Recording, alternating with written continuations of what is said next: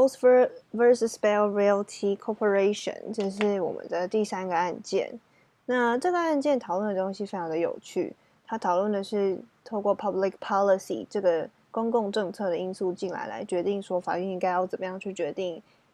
一个法律上的责任，也就是 liability 的程度范围应该要在哪里。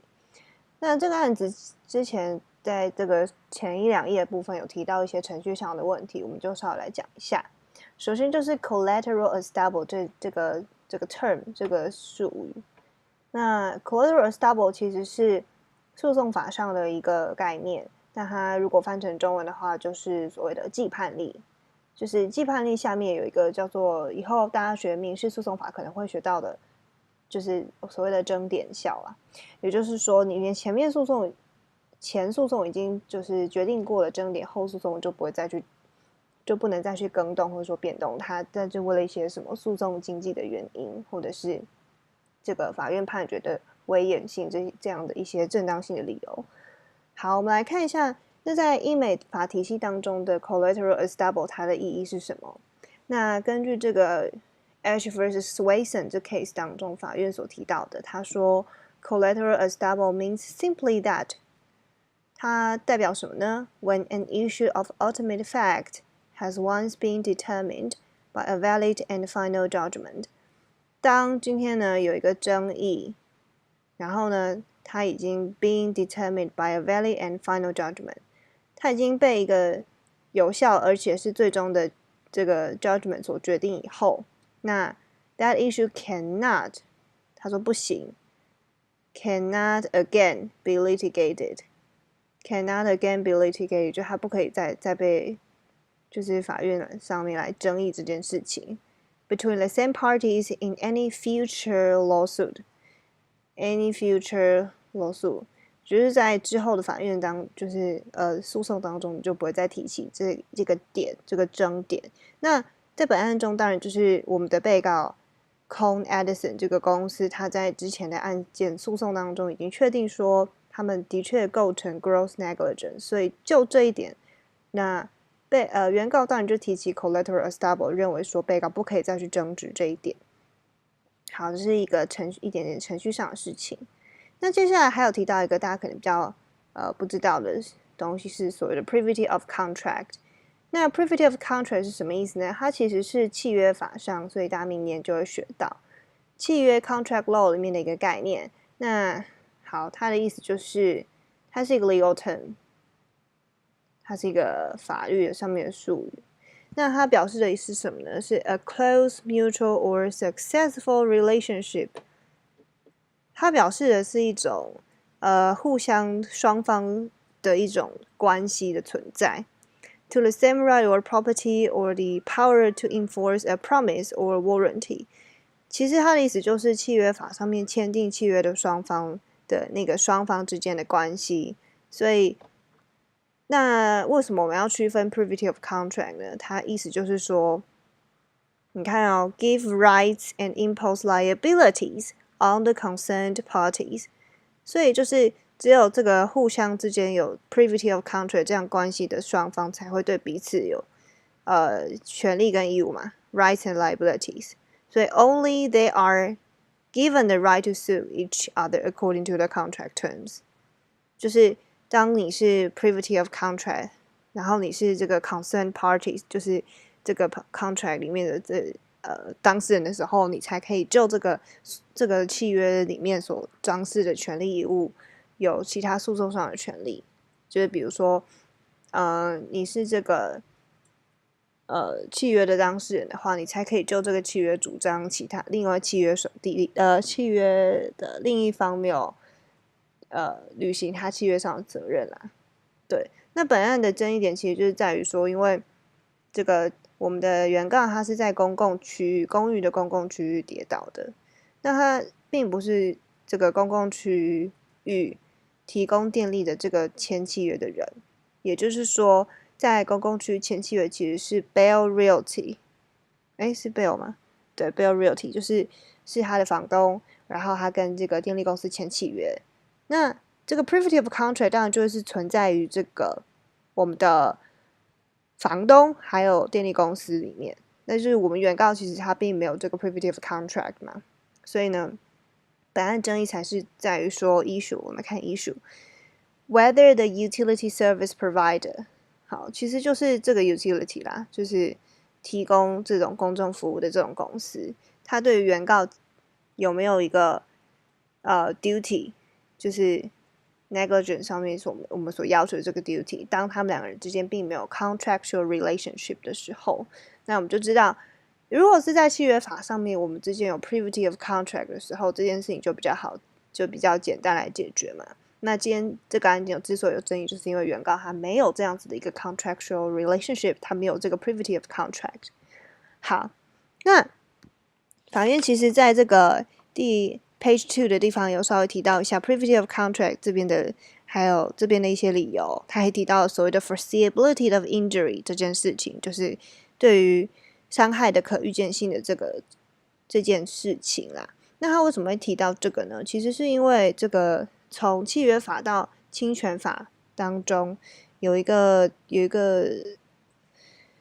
际上有一个发展的背景啦，就是说以前我们 negligence 里面的这个 duty 存不存在，都会去看说是不是你在契约法上有责任，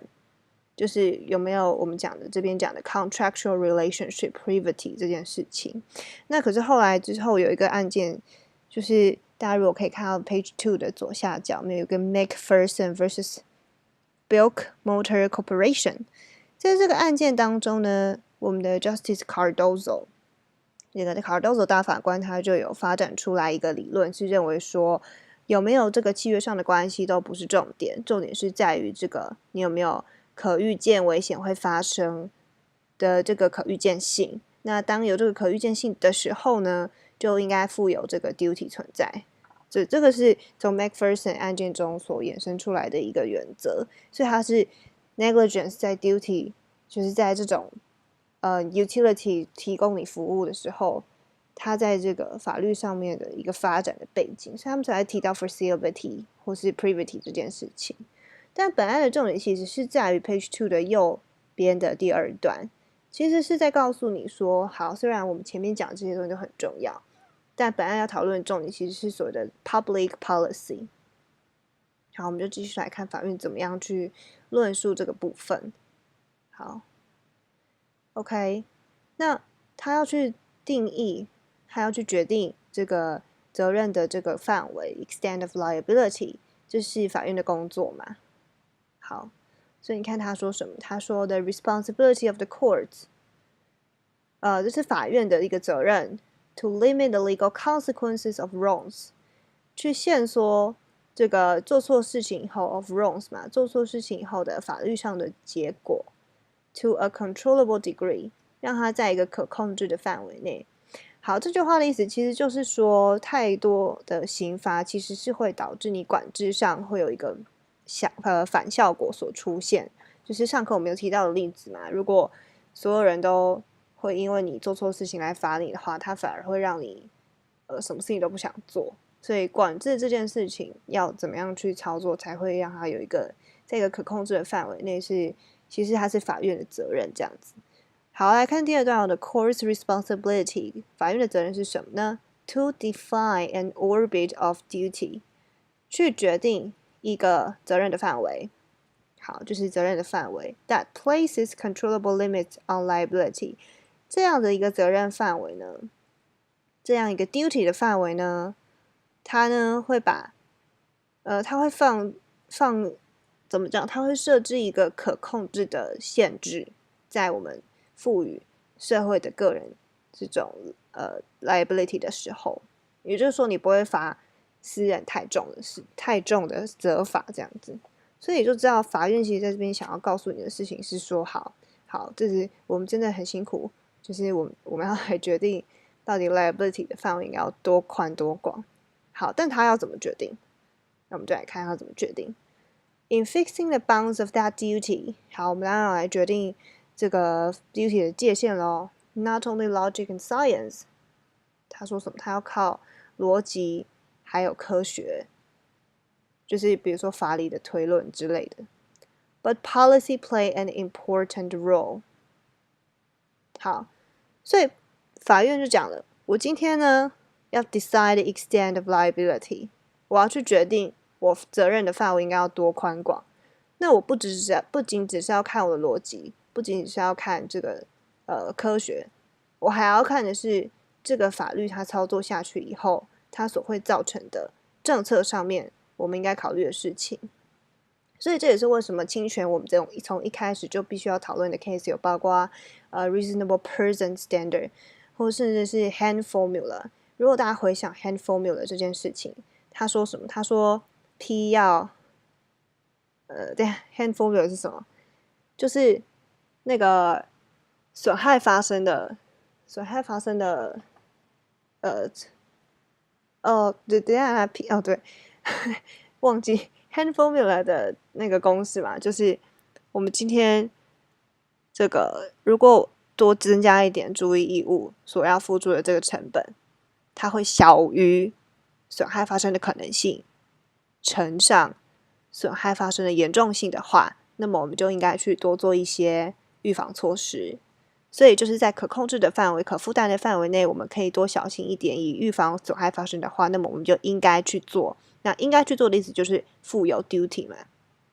好，所以你就其实为什么侵权法要讨论这些，是因为侵权法其实它除了是一个法律以外，它非常非常的注重经济以及成本，就是进入法律的这个领域当中去思考政策要怎么去做，所以他们很注重于这个成本这种经济的概念，所以才会其实 hand formula 就是所谓的法律经济学这样子。好，所以我们就来看他接下来 policy 的部分，他怎么去论述这件事情。好，那我们先来看一下。好，法院先讲后，他说 in determining the liability of utilities。好 ，utilities 就是什么呢？utilities 它在这边的意思其实是说，提供这种大众民生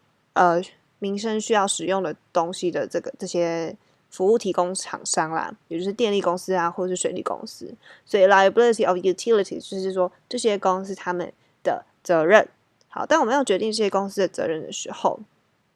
就是他们 failure to provide services 嘛，就是他们没有好好的提供服务的时候，我们来决定他的责任要多宽的时候呢，好，我们可以观察得到说，这样子 liability 很明显的它是非常巨大的。为什么呢？因为它是民生需求嘛，所以它的 customer 它的客户，它提供服务的对象非常非常的多，像电力啊或者水利公司跟他签订契约的这个消费者都是你跟我这种一般就是老百姓民众，所以非常的多。所以你如果赋予它 liability 的时候，它可以比 enormous 是这个意思。所以呢 and has been described as sui generis。sui generis 是一个拉丁文啦，那它的意思就是指不可被归类的，就是指非常特别的意思。所以你看它后面才说 rather than strictly governed by tort or contract law principles， 所以它不太能够被严格的区分为侵权法或者是契约法，所以它没有办法严格的单纯以 tort 或是 contract 的原则来适用它。所以呢，它等于是我们要特别案子特别的去解释去考虑它。那怎么考虑它呢？就是法院有拒绝 decline to extend the duty of care， 法院拒绝去扩张它的一个责任，扩张给非顾客。所以这是一直以来有关于 liability of utilities 的时候，法院都是这么在做决定的。好，稍微补充一下 sui generis 的意思哦，它的意思就是无法被特别归类的意思啊。它通常用在哲学的领域当中，会去做一些分类的时候，他们会有一些类似的讨论。法律的领域上也很常出现啊，像台湾就是在国际法上大家都会说的 sui generis entity， 我们是一个很特别的实体，因为我们不太能被理所当然的归类为国家。但是你也不能说我们不是国家，因为我们就是有自己的国家、自己的政府、自己的人民、自己的土地嘛，只是有一些争议上的问题。所以 以后大家说 sui generis entity 你就知道就是台湾。好，那我们继续回到案子当中。好，所以我们继续来看法院要怎么去解决他今天